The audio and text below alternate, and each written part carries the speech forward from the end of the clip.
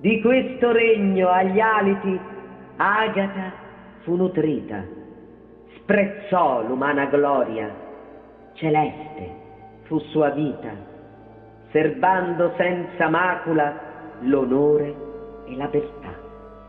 Non valser spine e triboli, non valsero catene, né il minacciar d'un preside a trarla dal suo bene, a cui dall'età tenera fu sacro il vergin fiore.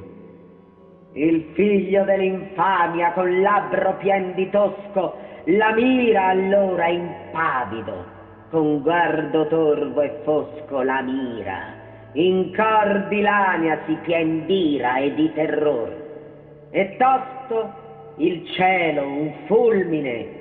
scocca dall'arco eterno, fende fischiante l'aria, rimbomba nell'averno, impallidisce l'empio, trabocca e più non è.